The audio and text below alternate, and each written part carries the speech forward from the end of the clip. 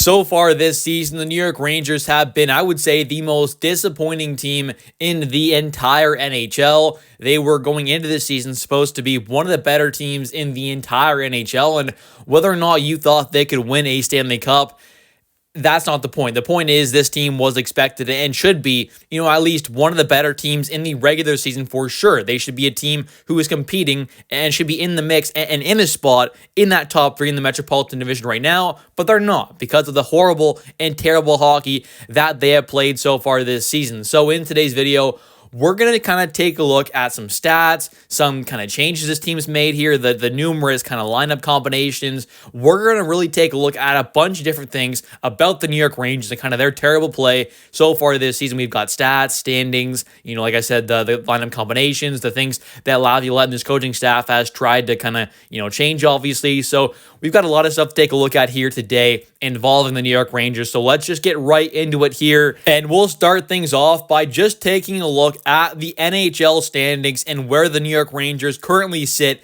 in those standings. And unfortunately, it's not in a good spot at all. Right now, as things currently do stand, the top three in the Metropolitan Division does not include the Rangers, obviously, with the way they've been playing. It's the Devils, Capitals, then Hurricanes down there at 43 points with 34 games played. And then for the New York Rangers, you have them way down there in sixth spot for the wild card race in the Eastern Conference. So two wildcard teams obviously make the playoffs there. The Rangers are sixth in that race, so that's not looking too good at all. We have 33 points, 34 games played. We have less than a point per game as a team, which is just not good at all. We are falling down the standings and doing so at a very, very rapid pace. I mean, not too long ago, it was just, a few days ago, it felt like that. We were right there pretty much tied with teams like, the Tampa Bay Lightning for one of those wildcard spots. We were right around there. And now we are just like that, 7 points back of that top wildcard team right now, the Tampa Bay Lightning, who have 2 games in hand on us as well. So they've got 2 more games to play, and they have 7 more points. You take a look at the second wildcard team who holds that second wildcard spot in the East. That's the Ottawa Senators with 34 games played and 38 points. So same amount of games played, but they have 5 more points. So what I'm trying to say here is, as things currently do stand, we do have a chance to possibly make playoffs. Absolutely. Things can definitely change where we turn things around and get back on track and make the playoffs and maybe win a round or two. That is definitely a possibility. Now, is it likely? No, it is not at all. And the problem that I'm kind of coming to here is the further we go, there is a less and less and less chance of us actually making playoffs. And I can't believe I'm saying that because going into this season, I would have considered us a complete lock to make the playoffs. And I felt pretty confident about us repeating of being in that top 3 in the Metropolitan Division once again. Like a lot of people around the NHL, all NHL fans and New York Rangers fans as well, for the most part, would have put us in that top 3 in the Metro. And now at this point, we're right around Christmas time, just past Christmas. And we're obviously on the outside looking into the playoffs there by quite a bit. At this point here, we're not just 2 points back of a wild card spot or, 3-4 points back of a spot in the Metropolitan kind of top 3 there. We're way back now. We're way back. We're 5 points back, 5+ points back of the Ottawa Senators for that second wild card spot. And when you consider there is 3 teams in between us and the Sens for that second wild card spot, that doesn't make things any better at all either. So right now, we are in a terrible spot. I mean, most Rangers fans know that we're in a very bad spot right now with this organization and franchise as a whole. There have been a lot of attempted changes, on this roster for sure to try and kind of turn things around here. Some of them have been, fairly recent and, trading away a guy like Capo Caco and obviously, also making an earlier trade where we, sent away our captain, Jacob Trouba, over the Anaheim Ducks. You've got other kind of roster moves here where we've seen, 2 guys make their NHL debuts in Victor Mancini, the defenseman, as well as Brett Berard. He's been really good, I would say, in his limited sample size, putting out some pretty good kind of point totals there, scoring some goals, getting some assists, which is very nice to see. You've obviously got Adam Edstrom there, the young guy who's kind of, featured there in that bottom 6. He's done decent. Matt Rempe's played at moments. Brzezinski's played at moments. We've had some other depth defensemen. We've obviously had a lot of different kind of line switches there where we saw, like the Zabana Jack Ryder line, they got broken up, which they've been together forever, it feels like. So, they got switched around a bit there. We saw just so many different changes. I mean, we obviously saw a guy like Braden Schneider, who is normally a right-handed defenseman. He went over to the left side there. We've seen, and fairly recently as well, Kreider, he ended up getting scratched in that game against the New Jersey Devils.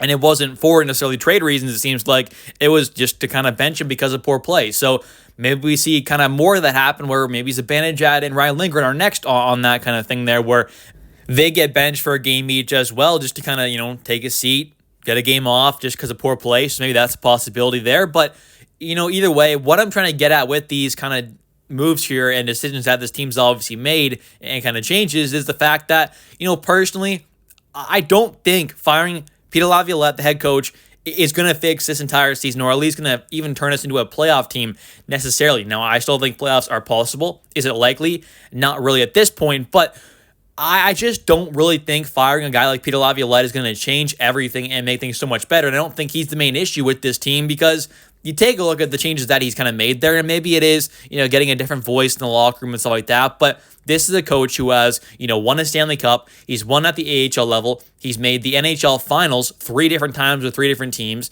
He's been a proven winning coach at the NHL level. He's an experienced coach as well. He's obviously just been around for such a long time. I think he's a good NHL coach. Not the best, but definitely a good upper tier, upper kind of class NHL head coach in the league right now. One of the better ones. And I really do think that Laviolette is not the main problem here. I think you can kind of clearly see with all the kind of attempted changes that he's kind of done, it hasn't worked out, and I don't think you can blame him all for that. And you take a look at last season there, in his first season of coaching with this New York Rangers organization, right? Him bringing in all those new assistants, all that kind of stuff there, bringing in Dan Muse, bringing in Michael Pekka as assistants. We made it all the way to the Eastern Conference Finals, and I don't think that's necessarily all because of Laviolette's amazing coaching, but I also don't think it's because of his, just because he did nothing. I don't think we made it because he didn't do much at all, and it's because, Igor just completely carried us alone. I do think Laviolette did his part as well in coaching the team. Obviously, maybe didn't completely, outcoach every, coach in those series, but he still did pretty good there, I think. And, this is a team that has had the same issues for years and years and years now. They have not been addressed. They're still here. And we have seen countless coaches now who have kind of gone through the same exact issues that this team has, whether it's the poor 5-on-5 play, getting it worked at 5-on-5, getting outshot at 5-on-5, or just getting outshot in general there, kind of relying on our special teams, which, for example, this season has not been too good at all. It's actually been pretty mediocre and honestly bad at moments, and bottom half of the league, where normally we're the kind of that top 3, top 5 for penalty kill and power play, or at least right around there, which is a big reason on kind of why, or another reason kind of why we're not doing so good this season as well. Our special teams has been bad. That's normally a big positive for us. So if that's not going to do good, and that's one of our only big positives, that's obviously going to hurt us as a team quite a bit. So I just think in general, firing Laviolette is not going to change everything. He has clearly attempted to make a bunch of changes, and I think it just comes down to the way this roster is built. We rely on goaltending way too much, and personally, I just don't think this team has what it takes to get the job done with the way this roster is constructed. That's why we have seen, 2 trades happen already with Kakko and Trouba going out the door there, because Drury wants to kind of switch things up here, shake things up. And although I do kind of want to see Chris Drury fired, at least he is trying to make some moves here. And maybe they're not going to help things completely this season, but at least maybe they can help us going forward into the future. Although I still don't love that Kakko trade. Maybe it ends up working out just to kind of, switch things up there, give someone else a role, kind of opens up a spot possibly for someone like Brendan Hoffman to kind of get more of a chance in this lineup, once he does come back and gets fully healthy and playing in games in the AHL. Maybe he gets a call up at some point like someone like Brett Berard did, where, Hoffman can kind of make his season debut at the NHL level and kind of make a decent impact on this team, possibly in that maybe middle 6 somewhere. It definitely would not be a bad idea, or just kind of, fit somewhere on that third line as well, which is definitely possible. And as disappointing as it may be for some Rangers fans to hear, I truly do believe that this Rangers organization should be kind of conducting their business for the rest of this season more towards kind of viewing it for the kind of long-term future of this team, not for this season specifically. Although I would love to see this team make playoffs and try and go on a run, it's probably not going to happen there. Maybe we make playoffs there and we get in the wild card and end up being a first round exit, for example. Like, that's a possibility, which is not a great one either. So at this point, I kind of want to see some more trades happen, but I'm not against kind of making some more selling moves kind of thing there. Maybe we see Riley Smith get traded away, Ryan Lindgren, Keandre Miller. I mean, there are some pieces on this team that can get traded away for some assets that are kind of future assets. So in my opinion, I don't want to see some moves made where we're going after some rentals. If it's a kind of guy in his late 20s possibly, and he's a kind of a star level guy, and we're looking to make a trade for him, and we're shipping out like, Keandre Miller plus, whatever it is, and he's got some term on his contract, that's one thing, but I don't want to see us going for any true rentals. And at this point, I do think we need to be making kind of business and conducting business with the outlook on the future. Anyways, though, that's going to do it for today's video. If you have enjoyed, definitely hit that like and subscribe button. It helps out the channel out a ton, and I would really appreciate it. And also, definitely comment down below your thoughts on this New York Rangers franchise as a whole. Where do you think things kind of stand with this team right now, and what do you think things can look like going forward with this organization? Thanks for watching. I'll catch you next one, and let's go Rangers, and also happy holidays, of course.